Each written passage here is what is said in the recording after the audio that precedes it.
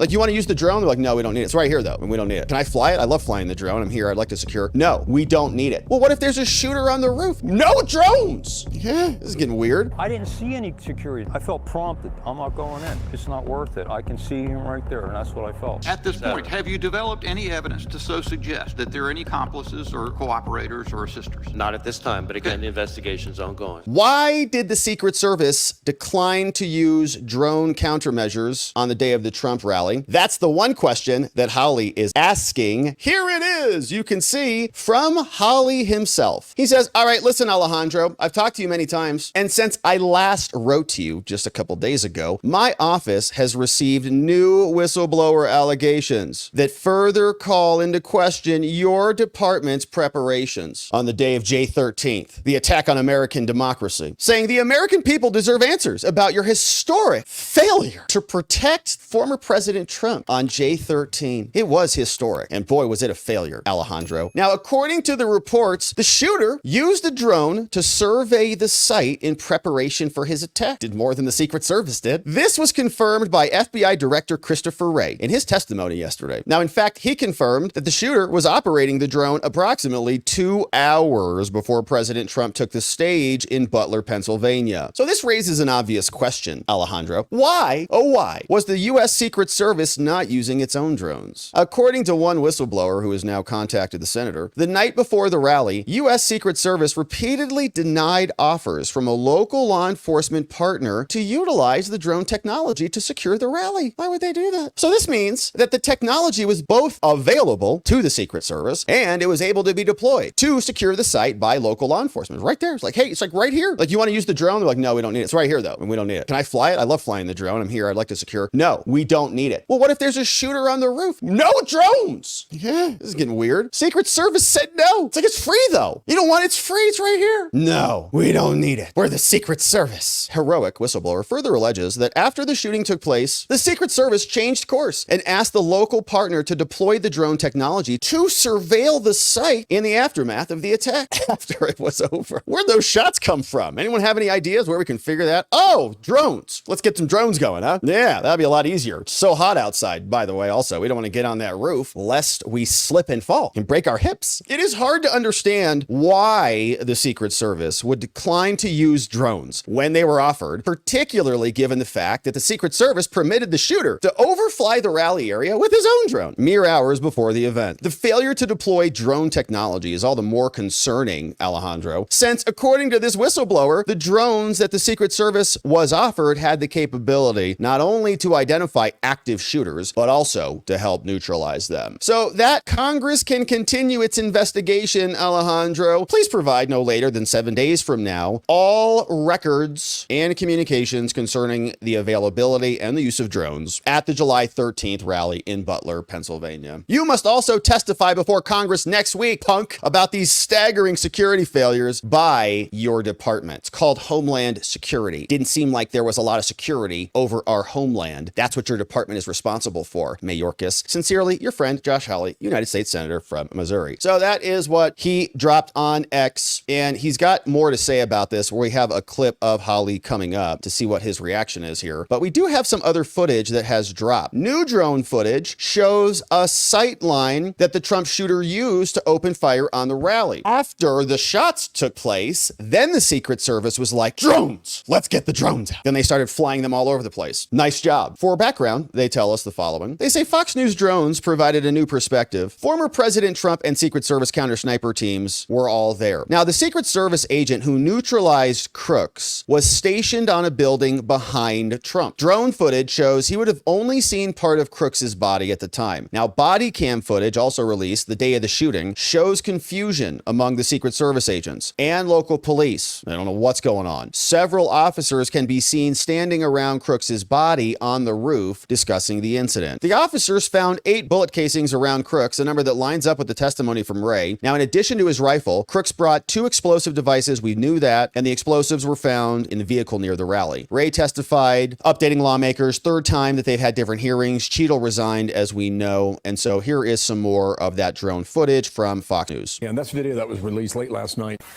So some body cam released by Chuck Grassley as ESU was going in. I think they're on the roof. Is that where the dude is too? Yeah, he's up there too. So the ladders are en route. So the operator suffered lacerations in the hand from climbing up on the, so like we might need minor stitching. Okay. Got their ladder out. If you're standing on the stage to the left, if you're out in the crowd looking at the stage to the left. Yeah. He was on a roof outside of the fence. You need anything, bro? So gripping just to watch it again. That's video that was released. All right, so then they walk over there, and of course they get to the scene. Office shared with our team. They were in Butler, Pennsylvania. Brian Yennis and CB Cotton. That video shows office at the beginning trying to get through that fence and reach the building where the gunman fired at President Trump. This as we learn more about the shooter and the day he spent leading up to that point. CB Cotton back live in Butler to fill us in on everything that we know or think we know now. CB, good morning. Hi, good morning, Bill. This new extended body camera video from the Beaver County Emergency Services Unit shows the chilling moments after gunman Thomas Matthew Crooks was killed and the evidence officers found near his body. It is a remote control device. It is gray in color, about 5-6 inches tall, about 1.5 to 2 inches wide, powered by a 9-volt battery. Hey, whose backpack is that? Hey. He did. I'll show you the picture of the bike and the backpack he had. So this was his picture. There it is. There it is. There's his picture. Where's that at? Shells over here. Both sides. Looks like what, at least 8? 1, 2, 3, 4, 5, 6, 7, 8. 8.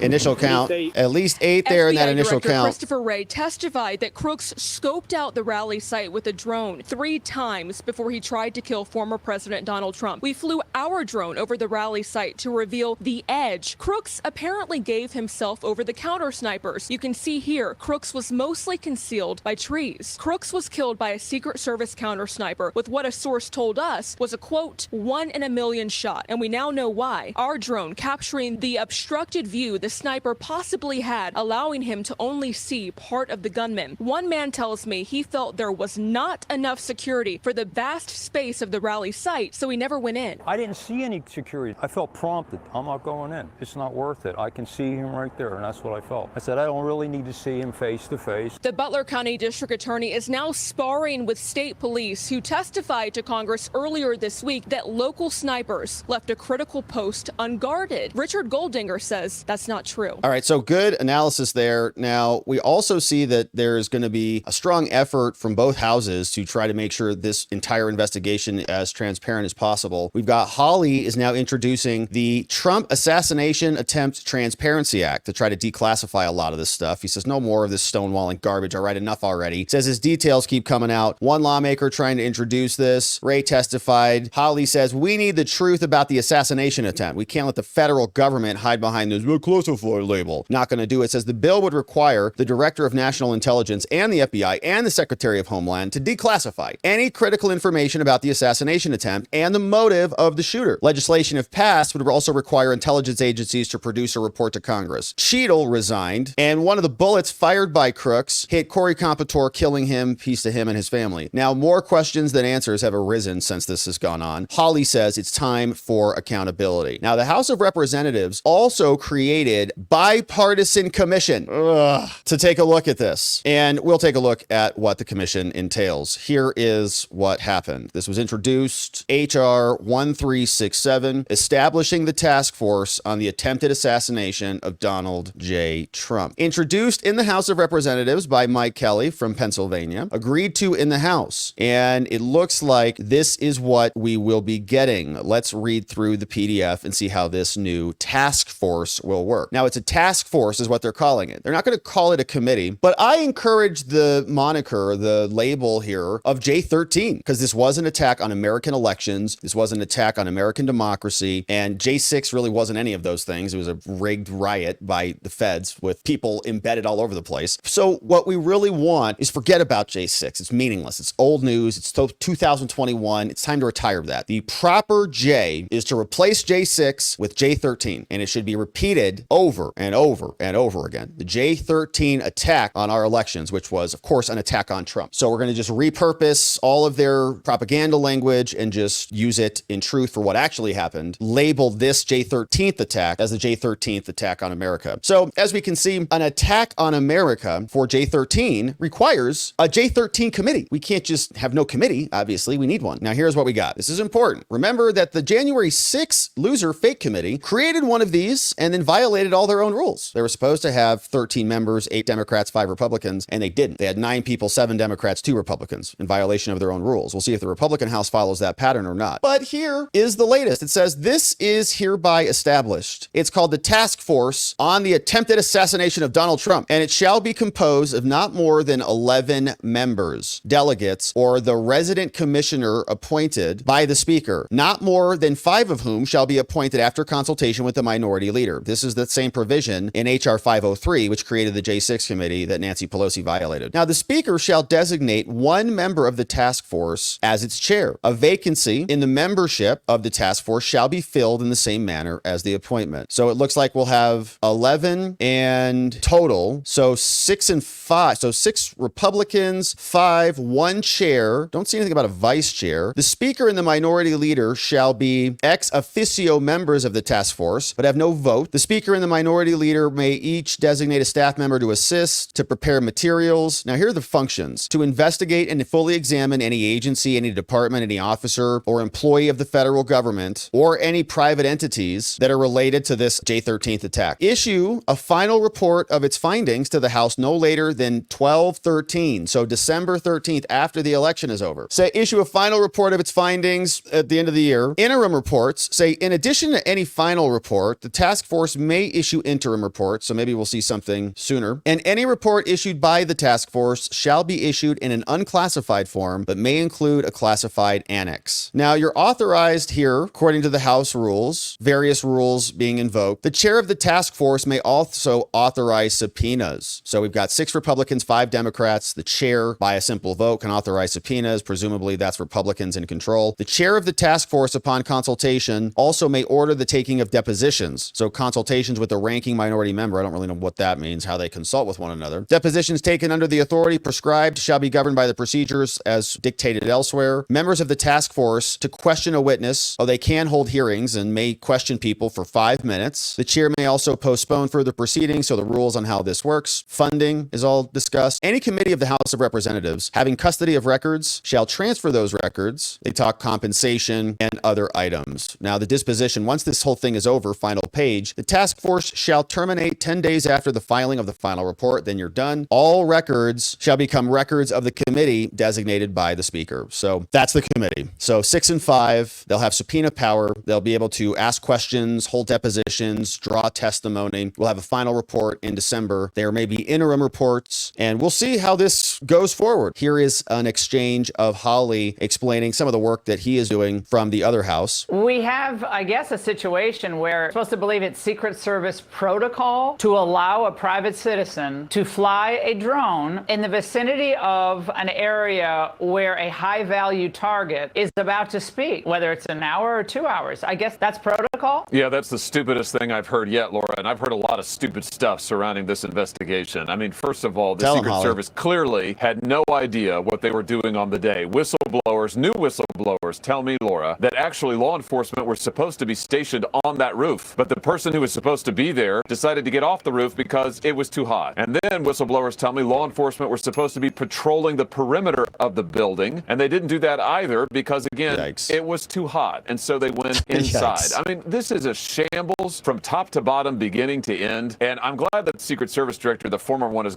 gone, but that needs to be just the beginning. Lots of people need to lose their jobs, and I'm coming to think the Secret Service needs to be totally overhauled. Totally overhauled, if not investigated for criminal charges, right? There's a thing called criminal neglect, and they always like in the government to just point to their qualified immunity and the incompetence fairy protects everybody. But if incompetence fairy strikes 35 times, is it just incompetence, or is that somebody stringing incompetence fairy dust all over everything so that they can just wreck the incoming Republican nominee. We think it's the latter. James Comer says that Joe Biden is just a disaster. Not only did he slap America in the face with his little funeral speech, can you believe he eulogized himself? I've never seen that before in my whole life. But he did that. And James Comer is explaining that, but also commenting on what happened with Christopher Wray in the aftermath of the congressional testimony provided by the FBI. For more, let's welcome in Kentucky Congressman and Chairman of the House Oversight Committee, James Comer. Good morning, Congressman. So I want to start with the investigation into the assassination attempt on former President Donald Trump. We learned nothing from now former Director Cheadle, but FBI Director Christopher Wray gave some new information yesterday. Take a listen. We are investigating the shooter both to determine his motive and his preparations and activities before the shooting, but also to make sure whether or not there are any co-conspirators, accomplices. At this point, have you developed any evidence to so suggest that there are any accomplices or cooperators or assisters? Not at this time, but again, the investigation is ongoing. So now we're learning a little more about the shooter, Congressman, and I know the House voted a few days ago to create a task force to further investigate the assassination attempt because we're essentially still in the dark on how this went so wrong. How do we get answers and transparency here? Well, you know, with Christopher Wray's FBI, I don't know how you get answers. I mean, we're still waiting for answers for simple questions that we've asked about various probes months and months ago. But at the end of the day, I think Christopher Wray knows every American wants to know what really happened. And I think Christopher Wray saw what happened to Director Cheadle when she testified before my committee and didn't answer any questions. She didn't last 24 hours after that committee was over, and I don't think he wanted to repeat that. So he said a few things that I think were interesting, a few things that I think Americans wanted to know about. But at the end of the day, we have many more questions, and hopefully this new commission that the House unanimously approved last night will be able to get to the bottom of a lot of questions that we have. Yeah, absolutely. And I know during the oversight hearing Monday, you grilled Cheadle on the claim that the sloped roof was too unsafe for law enforcement officers to be on. And then a video was released a day later of Secret Service on that sloped roof after killing the shooter. What was your reaction? You know, that never made sense.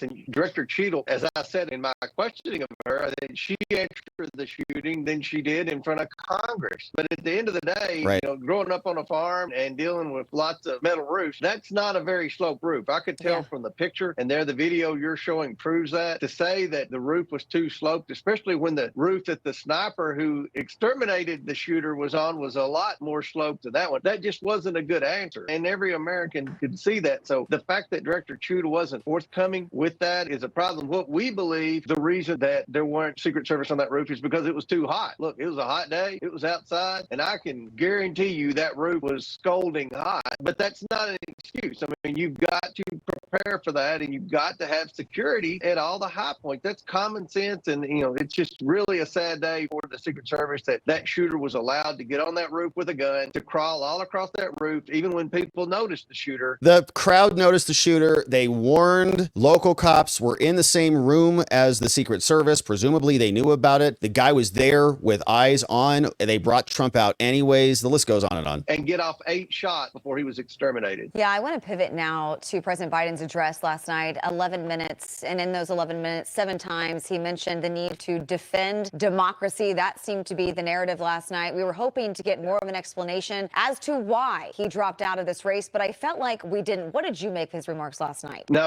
Joe Biden just slapped democracy in its face.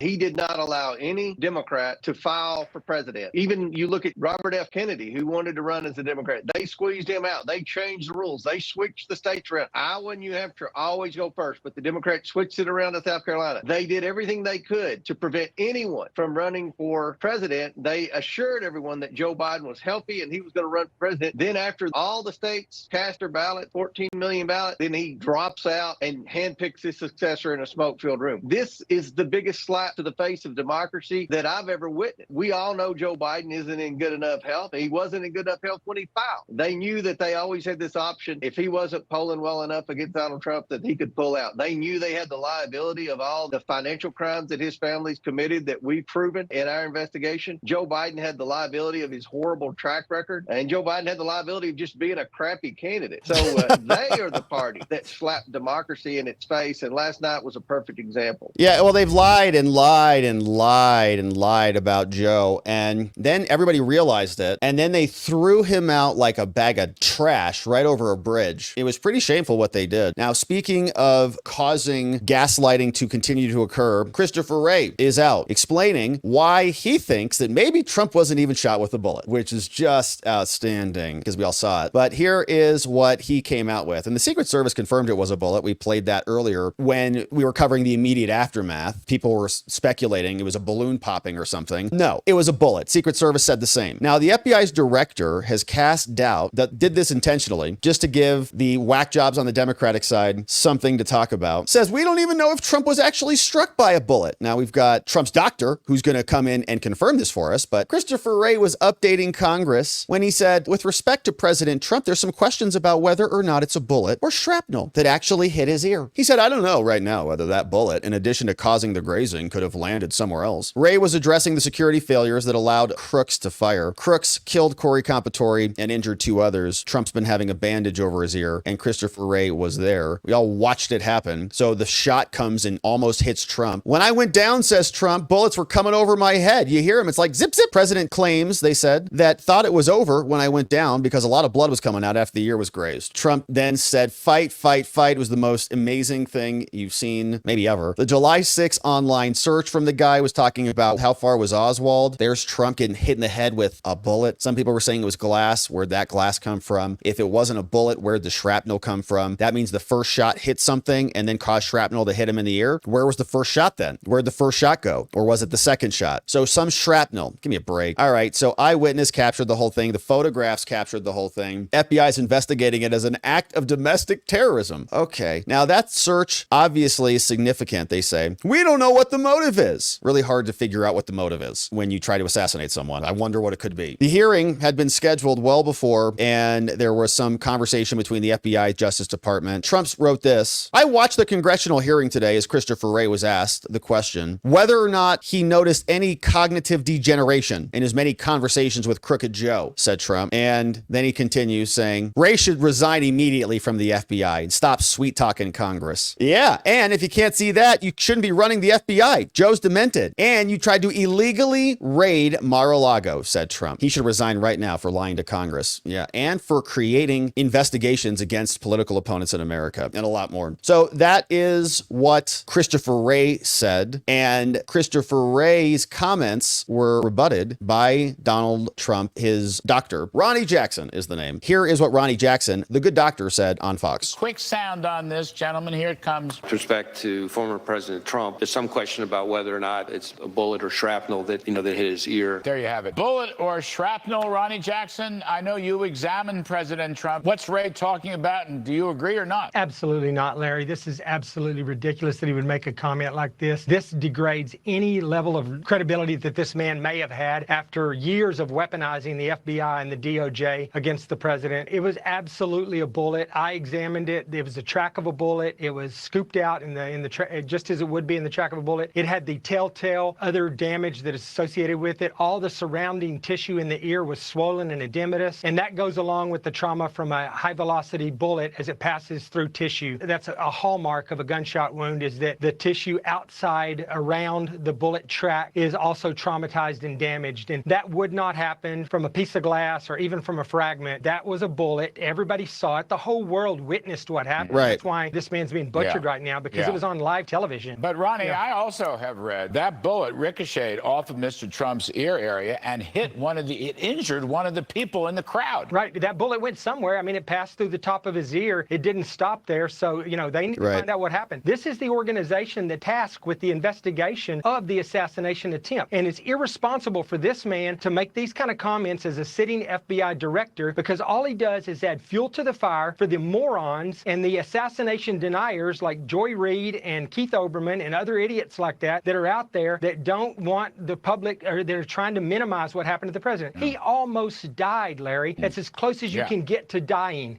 So this was a big deal. And for them to try to minimize it just pisses me off, quite frankly. Yeah, well, they're trying to give some credence to the other conspiracy theories that they're constantly railing about, right? There's a contingent of the Democratic Party that says there was no bullet, that Trump made the whole thing up. They have these little memes out there saying that Trump fell down and popped some ketchup packet on his head or something like that. That's how demented they are. They don't even want to admit what the Secret Service themselves are admitting and what we all saw with our own eyes. But they'd rather, I guess, not trust the physics. Just tell the them to trust the physics, idiots. But we do have good news. Marine veteran David Dutch, who was shot at the Trump rally, has now been released from the hospital. So good news from them in this location outside Butler. He was released from the hospital on Wednesday. Dutch was discharged from the Allegheny General Hospital following an 11-day stay after he was shot, maybe with shrapnel or broken glass. I don't know. Dutch of the New Kensington was struck twice, once in the chest, once in the liver. Wild. When the 20-year-old gunman, he survived 2 gunshots. Man, what a badass. Holy moly. Once to the chest, once in the liver. Outstanding. Look at this dude, man. Shoot. That's hardcore, dude. Hopefully he's good. So Dutch, he sounds tough too, survived an assassination attack. Unbelievable. So he was rushed to the hospital in critical condition. He was put into medically induced coma. Oh my gosh. Underwent multiple surgeries. According to the Marine Corps, a second wounded rally goer called James Copenhaver still undergoing treatment at Allegheny, where he's listed in serious but stable condition, according to medical staff. And so, good news, glad he's out. Copenhaver is this fella, 74-year-old, retired grandfather, was also shot. Oh man, suffered life-altering injuries, his family said previously in a statement. Man, third victim, Corey, of course we know has passed away, but the other 2 are seemingly healing, and we'll continue to pray for him. So Cheadle has resigned. The Congress is investigating. We have a Transparency Act that is now moving in the Senate. We have a House committee, which has been created, 6 Republicans, 5 Democrats, and we're going to be here continuing to cover it. So thank you for joining us as we do, my friends. Wherever you're watching it, we'd love you if you subscribe to this channel and sent our channel information to a friend or family member so that they too could join us when we go live. And we'll look forward to seeing you and them back here on the next one.